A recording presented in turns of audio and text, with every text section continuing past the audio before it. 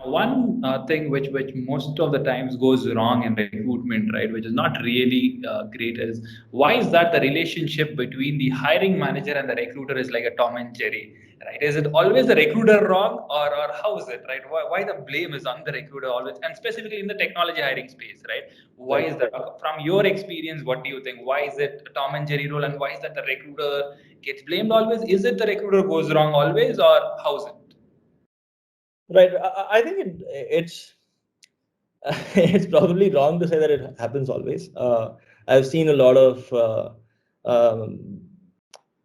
lot of happy relationships between the hiring manager and recruiters as well. It is blamed, right? So that's my point. So is it like always the recruiter who goes wrong, the hiring manager is always right? How is it? Right, right. So I'll tell you how it is. Right? So basically, recruitment is hard. It's not something unlike a lot of other functions which can probably where you can solve a problem in a day. Recruitment is something that takes time. Finding somebody takes time. Getting them through the process takes time. Even when they do accept the offer, getting them to join takes time because they have a notice period to serve. So hiring is a problem which, to be honest, is uh, you ask any company, any growing company, what is their biggest problem? They'll say hiring. Hiring is a problem which is hard to solve. It is, in fact, like in the principles of company building, all founders are advised to spend the most amount of time hiring the right kind of people. It is one problem statement that takes the most amount of time as well. And to be honest, most companies get it wrong than right.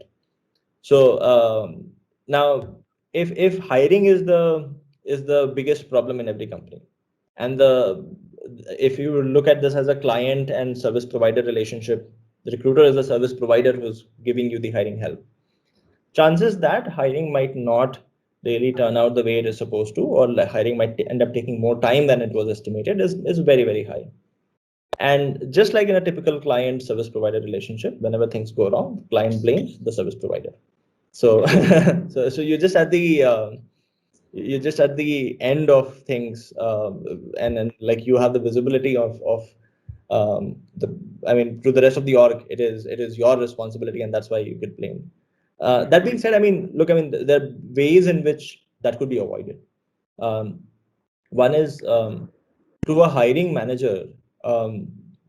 When the hiring manager says that I want to hire engineers are not typically headcounts for them. Engineers, to them, the job doesn't finish when the engineer is hired, but the job finishes when they actually end up joining and performing really, really well, right? So them actually being a fit in the system, that is when their job ends. Helping them do that, which is being more of a business partner than just like, hey, look, my job was getting you a resource and I've gotten you a resource. That would help. And therefore, I mean, you need to sit with the hiring manager, understand that what has been, let's say, what are the parameters that are working in the current hires, what are the parameters that are not working in the current hires. That is important to do. In fact, you need to push your hiring managers to think in that direction.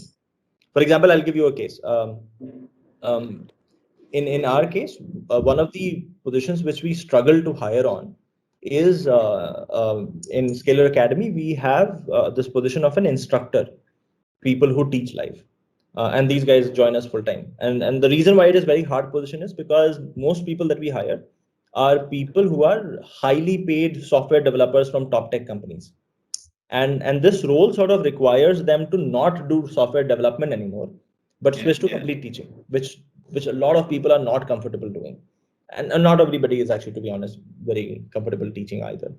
So one is like finding people is an extremely uphill task, and then when you find people today, I mean, we find that most people are not up to the mark. They can't teach in a fashion where they're extremely clear to even somebody who's a beginner. So finding this is extremely hard job. And I mean, one of the things that has really worked well is like the person who's been working with us internally has been really good at analyzing data. For example, one of the analysis revealed that, by the way, people who are our own alumni, they tend to do a better job teaching than finding random people. Now, when you do things like those, then the problem statement becomes much easier to solve. So help your hiring manager do that, right? Understand where the problem statement is coming, what is the root of the problem statement, and help them see these statistics. That will help, that will actually make your hiring manager feel more confident in you. That will help the hiring manager feel that you are a partner in the problem statement rather than a client and service provider relation where like you are just providing the service and there is a set of guidelines that is given to you to provide the service. People don't hate their teammates. People hate service providers. So you don't want that kind of a relationship with your hiring manager. Exactly. So what you're trying to say is don't be a service provider to your hiring manager.